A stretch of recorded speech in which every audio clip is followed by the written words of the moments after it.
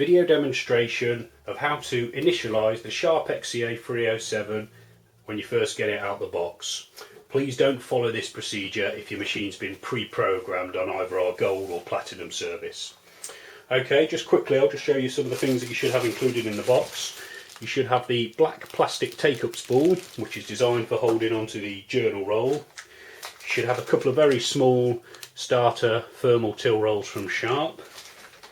And then in a separate pack you should also have the cash drawer keys, fixing plate, some quick start instructions, and importantly the on-site warranty card. This needs completing and returning to Sharp Serve so they can activate your on-site warranty. If you're looking for the full manual, you can download this from the Shop Stuff website. Okay, first things first, connect the till to the mains and turn on. The first option you're given on the display is language. For English, you simply press number 1 on the 0 to 9 keypad and the machine will perform the master reset. Once this is done, it'll ask you to load the paper and it'll also beep 3 times to confirm that the reset's been performed. I'm just going to grab out some large size till rolls rather than use the small sharp ones. You will also need 2 AA batteries for holding the program and sales memory. So there we go, the machine's reset and we're now getting the paper empty message. So we'll load the batteries and the paper at the same time. First of all, remove the printer cover. The batteries situated at the back. Remove the cover and then pop the batteries into place as indicated. The batteries aren't used for power, they're simply for retaining the memory should the machine lose power. That's the case back on. Okay, the Sharp 307 has a thermal printer, so it must be used with 57mm thermal till roll. To load the till roll, lift the platen arm up gently, no strong arm tactics required. Load the paper shiny side facing down. There's no complicated feeding, you simply close the platen arm over and the procedure is exactly the same for the journal roll. So again, shiny side facing down, platen arm back into place. We'll load the till roll spool on later. For now we'll just move the paper out of the way. You now need to confirm that you've loaded the paper by pressing CL.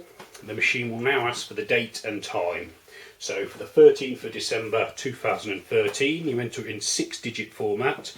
Day first, so 13, followed by month, 12, followed by year, 13.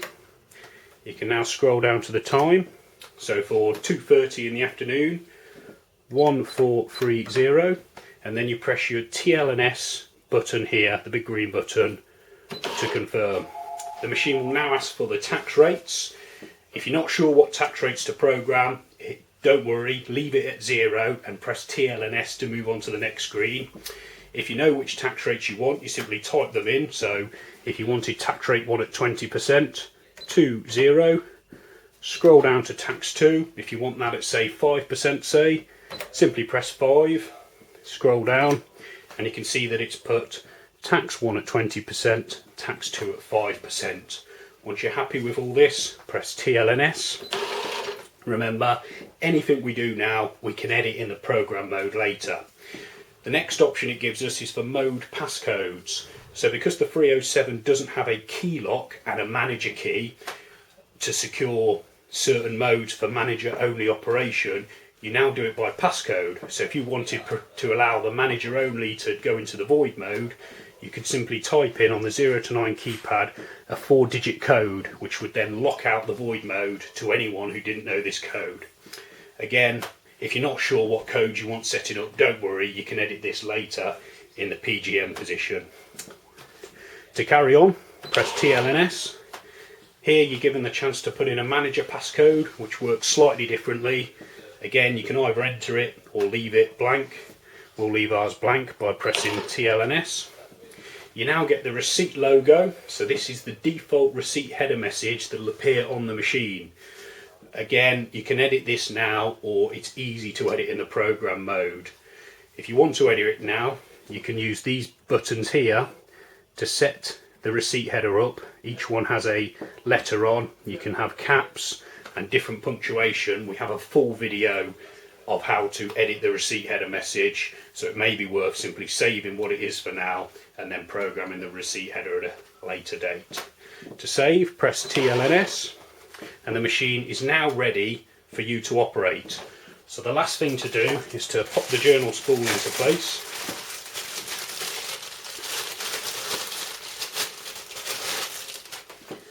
The spool wheel goes on the right hand side. There's a little cog there.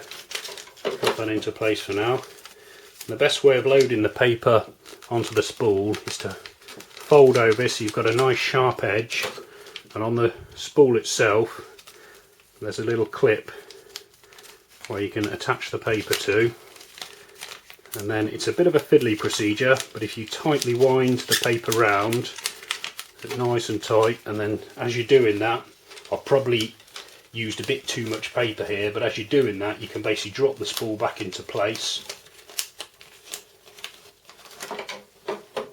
like so. When you press journal button you can see that the paper and the roll are moving round, so all that's left to do is feed your receipt roll through the gap, the receipt gap in the printer cover, and the machine is ready to use. You're in the register position with Clark 01 ready to operate. Thanks for watching.